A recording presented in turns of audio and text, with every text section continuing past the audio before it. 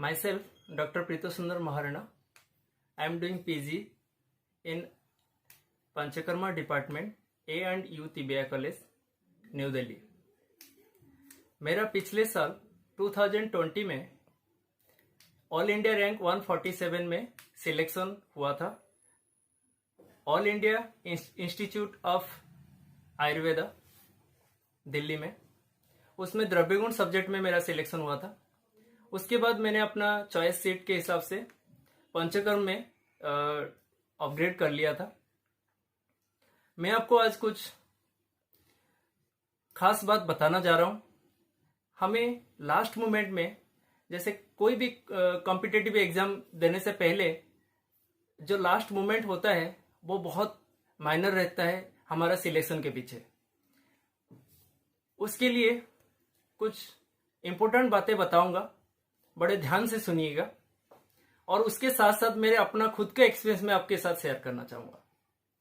पहली बात यह है कि हम लास्ट मोमेंट में ऐसा लगता है इतने साल पूरा साल तैयारी किया और लास्ट मोमेंट में मुझे कुछ ही नहीं याद आ रहा है, जो भी याद करता हूं सब भूल जाता हूं। दूसरी बात, इतना स्ट्रेस लेवल बढ़ जाता है कि क्या पढ़ रहा हूं क्या नहीं पढ़ना है, इस सारी चीज में भूलता रहता हूं। तो सबसे पहली चीज मुझे बताना है आपको कि हम जो भी पढ़े हैं ना, ये हमारे सबकॉन्शियस माइंड में सेव्ड है। बस उसको अच्छे से दोबारा पढ़ना है। और जो लास्ट मोमेंट या लास्ट वीक के बाद आता है उसमें हमें एक बार रिवीजन करना चाहिए, और वो भी पूरे फोकस से, पूरे कंसंट्रेशन से। और उसमें कैसे तैयारी करेंगे कि आपको जो इजी सब्जेक्ट रहता है, कुछ डिफिकल्ट सब्जेक्ट रहता है, जब इजी के पढ़ते हैं तो हम बहुत इजीली उसको कवर कर लेते हैं और बहुत कम समय में उसको हम पढ़ लेते हैं। और जो डिफिकल्ट में आते हैं तब हमें बहुत ज्यादा टाइम लगता है और हमारा खत्म ही नहीं होता है, बहुत सारे और सब्जेक्ट रह जाता है जो हमें पढ़ना होता है। इसलिए मैं ये कहना चाहूंगा, पहले हमें इजी को पढ़ लेना चाहिए, उसको कम समय से। और जब डिफिकल्ट एक बात आया, उस दिन मैंने जितना कवर कर पाऊंगा उतना ही करना है, बहुत रिलैक्स होके। और कोशिश करूं थोड़ा फास्ट रीडिंग करके उसको कंप्लीट करने के लिए। और एक बात, स्ट्रेस, जब हमें स्ट्रेस में आ जाते हैं, हमें क्या करना है क्या नहीं करना हम समझ नहीं पाते हैं। और ऐसा लगता है जो मैं तैयारी कर रहा हूं, मेरे से ज्यादा जो मेरे साथ वाले हैं वो मेरे से ज्यादा अच्छा तैयारी कर रहे हैं, मैं तैयारी प्रॉपर नहीं कर पा रहा हूं। तो उस चीज को तो आप भूल ही जाइए। और स्ट्रेस को कम करने के लिए सबसे बड़ी चीज है आपका सोच को बदलना पड़ेगा। और जो सोच को आप बदल दिया तो उसका स्ट्रेस कम हो जाएगा। सोच को ऐसे रखना चाहिए कि मैं दूसरे लोगों से अच्छा तैयारी किया हूं और मेरा इस बार सिलेक्शन जरूर होगा। तो ऐसे सोच को बदलना है। वो भी कैसे आ पाएगा सोच, मैं आपको बताऊंगा आगे। जब हम पढ़ाई को इतने अच्छे से पढ़ चुके होते हैं और हमारा ये जो बार बार अध्ययन करने के बाद सतत अध्ययन से सत्व गुण डेवलप हो जाता है। और ये सत्व गुण से हम जो सोचते हैं वो हमारे साथ होता है। जैसे आप तो जैसे वचन सब जगह सत्य होता है, ऐसे जो सत्व गुण के वजह से हमारा सोच के साथ हमारा सिलेक्शन पक्का रहता है। तो इसीलिए ये सोचना चाहिए कि अभी हमें एक ही जगह पे कंसंट्रेटेड है, तो हमारा कोई दूसरा चीज हमारे दिमाग में है ही नहीं, बस एग्जाम फाइट करना, एग्जाम अच्छा होगा, हमेशा पॉजिटिव ही सोचे। तीसरी बात कि मार्क कितना आना चाहिए, 75 आऊं या 85 लाना है या 90 लाना है, कितना लाना है, इसमें भी बड़ा कंफ्यूजन रहता है। तो मैं एक चीज बताऊंगा, मार्क लाने से हमारा रैंक कुछ मतलब मार्क के अकॉर्डिंग रैंक तो बनता है, पर सिलेक्शन लेने के लिए उस रैंक लेवल पे आना पड़ेगा। तो इसीलिए पेपर इजी आने से मार्क हाई जा सकता है, पेपर डिफिकल्ट आने से मार्क लो जा सकता है। तो इसीलिए आपको तैयारी चारों तरफ से करना है, सारे चीज पढ़ाई करना है और मार्क की तरफ ध्यान रखना ही नहीं है। पहले सोचना है मैं किस रैंक में आऊंगा, ऑल इंडिया में टॉप 1 पे आऊंगा। अगर टॉप 1 पे नहीं आ पाता हूं, ऐसा लगता है कि 100 के अंदर हूं, तो ऐसा नहीं सोचना है, 10 के अंदर सोचना है। एक काटना है आपको साइड से, एक नंबर 100 से 0 काटना है। अगर आपको लगता है मेरा रैंक पता नहीं कब आएगा, तो कम से कम 100 के अंदर सोचे। अगर कोई 100 के अंदर सोच रहा है, उसको भी सोचना है कि मेरा 10, अगर 10 में भी दिमाग नहीं आ रहा है तो कम से कम 30 से नीचे नहीं लो, 20 के अंदर ही रखो, ताकि आपका सोच के अकॉर्डिंग आपका जितना भी चीज है वो अपने आप आता रहेगा। और इससे पहले मैं ये सत्व गुण के बारे में बता चुका हूँ। फोर्थ नंबर जो है कि मुझे क्या पढ़ना है और क्या नहीं पढ़ना है। जब हम पढ़ाई करते हैं, ये पढ़ना है कि वो पढ़ना है, ऐसे समझ में नहीं आता है लास्ट मोमेंट में। तो मैंने इससे पहले जैसे बताया था कि इजी पढ़ना है, डिफिकल्ट पढ़ना है, सब चीज पढ़ना है, लेकिन ज्यादा उस तरफ फोकस करना है कि क्वेश्चन किस तरफ से आता है। संहिता से आता है, कोई रसशास्त्र से आता है, द्रव्य गुण से आता है, तो ज्यादा किस में आता है उसको तो पहले फोकस करना है। और हम उसको बार बार पढ़ चुके होते हैं, हमारा प्रिपरेशन अच्छा होता ही है, तो उसको हम पढ़ लें। और साथ में जैसे कि कोई संहिता, बहुत सारे संहिता और भी हैं, तो उसमें से काश्यप संहिता में ज्यादा क्वेश्चन आते हैं, तो काश्यप संहिता को भी थोड़ा अच्छे से देख लिया जाए।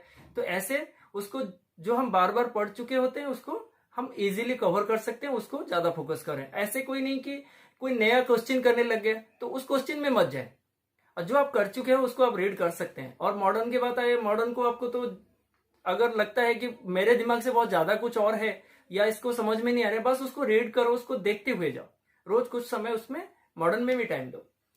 और लास्टली ये बताऊंगा कि खाना पीना कैसा होना चाहिए और सोना कैसा होना चाहिए, कि ये हमारे जो आहार विहार है ये हमारे मन को और शरीर को सुस्त और धैर्य शक्ति बनाए रखता है, उस कोई चीज काम करने में शक्ति देता है। तो इसीलिए जो खाना होता है वो मनपसंद खाना होना चाहिए, लघु पाकी होना चाहिए, और सोना भी रात्रि जागरण नहीं करना चाहिए। ताकि एक चीज, दो चीज मैं आपको बताऊंगा जिसे हम खुद जानते हैं। चरक सूत्र 21 में निद्रा के बारे में बताया है, सुख दुख निद्रा का कारण है। उसी श्लोक में और देखेंगे लास्ट में ज्ञान और अज्ञान।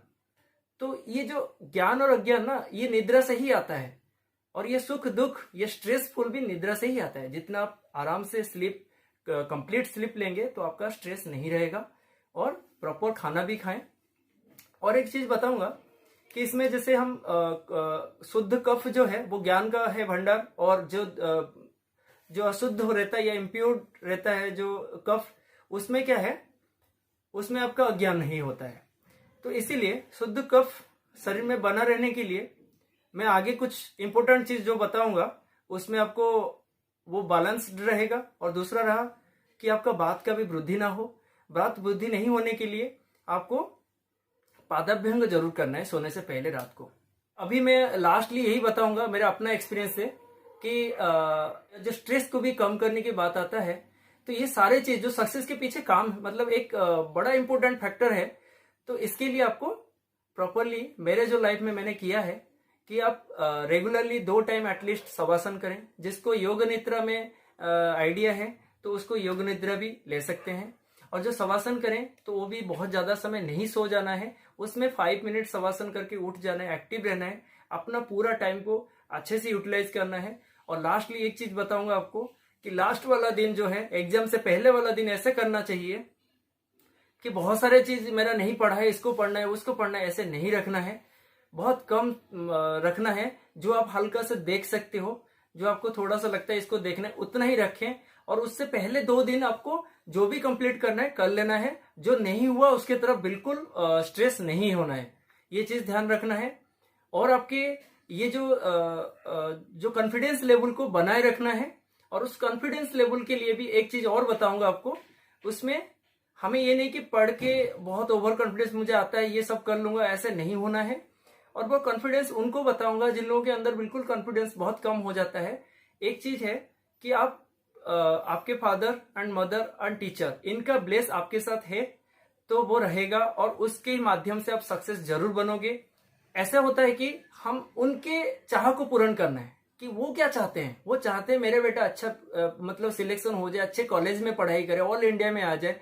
तो उनका चाह को पूर्ण करते करते, हम उनके रेस्पेक्ट देते देते हमारा सक्सेस अपने आप आता है। तो उनके लिए ही हम करना, दूसरे के लिए ही करना निष्काम, और अपने लिए ही करना स्वकाम, तो हम दूसरे के लिए ही आगे जाके करेंगे। तो ये सोच के आप अपने दिमाग को बिल्कुल ये रखें। और जो लास्ट वाला दिन है उस समय जल्दी खाना खाएं, और जल्दी उस सब पढ़ाई शाम तक करके उसके बाद बिल्कुल ना पढ़ें, आराम से रेस्ट लें। अगले दिन भी पापा मम्मी का आशीर्वाद लें और एग्जाम देने जाएं, बिल्कुल सक्सेस बनेंगे। ऑल द बेस्ट, मैं यही कहूंगा। और इसी को देख के आपके अंदर वो कॉन्फिडेंस बन जाना चाहिए कि मैं जरूर इस साल सिलेक्शन लूंगा। Thank you so much. Thank you everyone.